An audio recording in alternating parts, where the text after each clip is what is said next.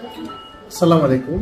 বরাবরের মতো আমি আবার হাজির হয়েছি আজকে আপনাদের আবার স্বাস্থ্য টিপস নিয়ে কথা বলার জন্য।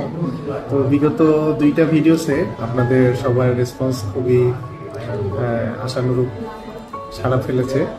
তো যে বিষয়টা নিয়ে আমরা আজকে কথা বলবো সেটা হলো যে ডায়াবেটিস রোগীদের আসলে মেডিসিন গ্রহণ করার ক্ষেত্রে যে পদ্ধতিগুলো আমাদেরকে অবলম্বন করা উচিত সেটা বিষয়ে আমাদের আজকে কথা বলা উচিত, তাই আশা করি।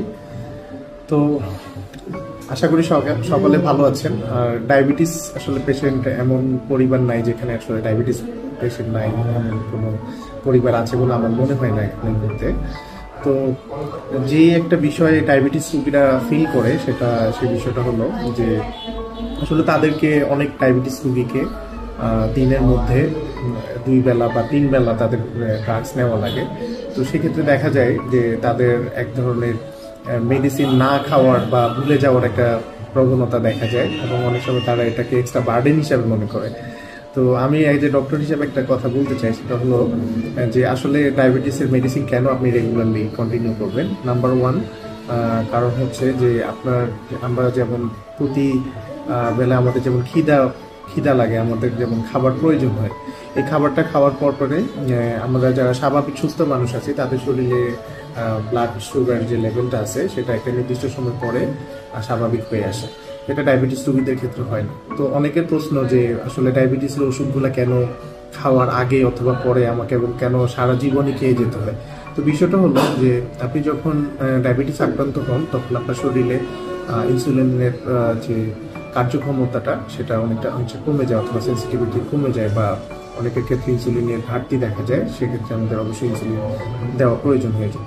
তো এই বিষয়টা একটা ভীতি কাজ করে সবার মধ্যে যে কেন আসলে ডায়াবেটিসের অসুখ হওয়ার পরে আমার যারা নতুন নিউলি ডায়াগনোস যারা ডায়াবেটিস পেশেন্ট পাই তারা অনেকে মনে করেন যে আমাকে আজীবন হয়তো বা মেডিসিনটা খেয়ে যেতে হবে, এটা আমার জন্য আলাদা একটা এক্সট্রা বার্ডেন। তো আমি একটা কথা তাদের উদ্দেশ্যে বলতে চাই যে দেখেন, আপনার কেন ডায়াবেটিসের ওষুধটা আপনার সবসময় কন্টিনিউ করা উচিত।